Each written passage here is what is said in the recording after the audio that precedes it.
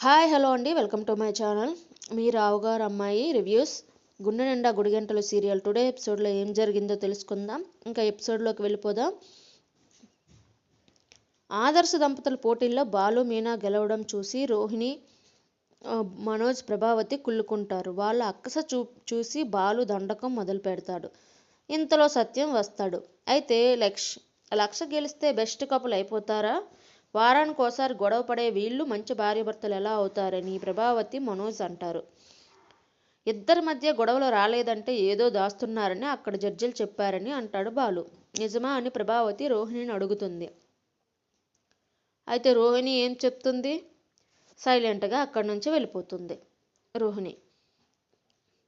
ఆ తర్వాత రోహిణిని చూసిన ప్రభావతి అక్కడికి వచ్చి బాలుని కోపంగా రోహిణిని కూడా అడుగుతుంది, ఏంటి ఇది నిజమేనా అనేసి. బాలుని ఏదో ఒకటి వాగుతూనే ఉంటాడు కదా అత్తయ్య, మీకు తెలిసిందే కదా అని అంటుంది. ఏదో ఒకటి కాదు, అక్కడ జడ్జిలు ఏం చెప్పారో అది ముందు చెప్పు అంటారు. అయితే జడ్జిలు చెప్పిన ఇంగ్లీష్ వీళ్ళకి అర్థం కాకపోవడం వల్ల వాళ్ళు అలా మాట్లాడతారు అని చెప్తుంది రోహిణి. అయితే ఆ మాటలకి కొంచెం కన్విన్స్ అయ్యి వచ్చేస్తుంది ప్రభావతి. అయితే బాలుని కోపంగా చూస్తుంది అక్కడికి వచ్చి. మట్టి మెదడుకి ఏం తెలుసు అనేసి అంటుంది ప్రభావతి. మట్టి మెదడుకి తేడా ఉంటుంది కదా, దానికి ఆ విషయం ఎప్పుడు అర్థమవుతుందిలే అని అంటాడు సత్యం. నువ్వు పెంచిన పెద్ద కొడుకు లక్షలు మింగడమే తప్ప ఏనాడైనా తీసుకొచ్చి నీ చేతిలో పెట్టాడా అని సత్యం ప్రభావతిని అడుగుతాడు. ఆ మాటకి ఆ రోజు కూడా వస్తుంది, విమానంలో తిప్పుతాడు మనల్ని అంటుంది ప్రభావతి గర్వంగా. డబ్బు నాకు ఇస్తానన్నాడు చాలు, ఆ మాటలే చాలు, ప్రేమ చాలు, నాకు అవసరం లేదంటాడు సత్యం.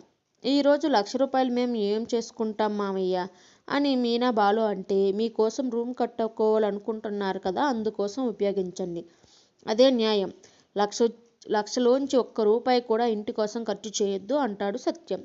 రామీనా పైకి వెళ్ళి చూసుకుందాం అంటాడు. అనగానే ఎంతవరకు కట్టగలమో చూద్దాం అంటాడు బాలు. వెళ్ళండి, గృహప్రవేశానికి దున్నపోతుని తీసుకురావాలేమో ఆలోచించుకోనని సెటైర్ వేస్తుంది ప్రభావతి. ఇంకా బాలు ఊరుకుంటాడా? దానికి ఏదో రిటర్న్ సెటైర్ వేయకుండా ఊరుకోడు కదా, దానికోసం ఎందుకు మన మనోజ్ గారు ఉన్నాడు కదా అని సెటైర్ వేసి వెళ్ళిపోతాడు.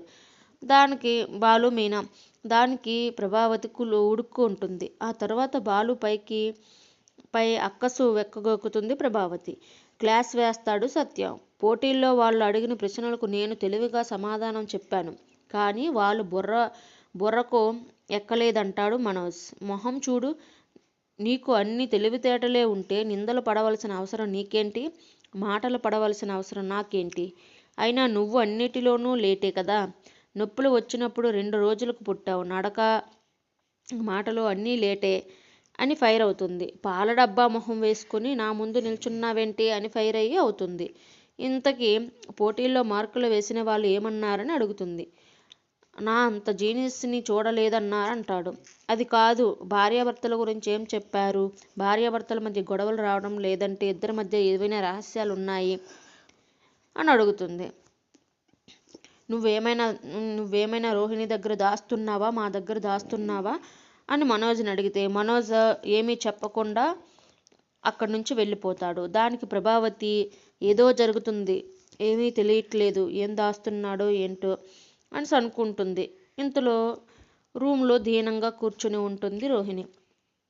మనోజ్ వచ్చి ఏమైందని అడుగుతాడు. మనం ₹1,00,000 గెలిచి ఉండవలసింది అని బాధపడుతుంది.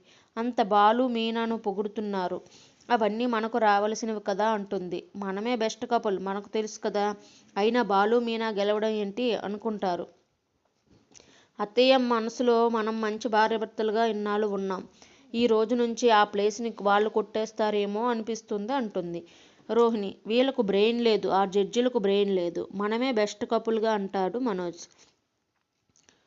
నువ్వు నాకు దొరకడం అదృష్టం అంటాడు మనోజ్. నేను ఓ అమ్మాయితో లివింగ్ రిలేషన్లో ఉన్నానని తెలిసి ఒప్పుకున్నా, నా తప్పులు క్షమించావు, ఇంతకన్నా ఏం కావాలి అంటాడు మనోజ్. నా లైఫ్లో జరిగే ప్రతి మంచి విషయంలోనూ నువ్వే ఉన్నావు అని పొగిడేస్తాడు. నేను మంచి భర్తనైనా అని అడిగితే నువ్వు నా మంచి లైఫ్ ఇచ్చావు, మంచి ఫ్యామిలీని ఇచ్చావు అంటూ పొగుడుతుంది. అయితే మనిద్దరి మధ్య గొడవలు రాలేదంటే ఏదైనా దాచుతున్నామా అని అడుగుతాడు. నీకు అలా అనిపిస్తుందా అని రోహిణి అడిగి మాట దాటేస్తుంది. శృతి రవి మధ్య డిస్కషన్ జరుగుతుంది. ఇద్దరం ముందుగా మాట్లాడుకోలేదు, అందుకే ఓడిపోయా అనుకుంటారు. నేను మాట్లాడేది అర్థం కాలేదు, నిన్ను నేను అర్థం చేసుకోవాలా అని ఫైర్ అవుతుంది.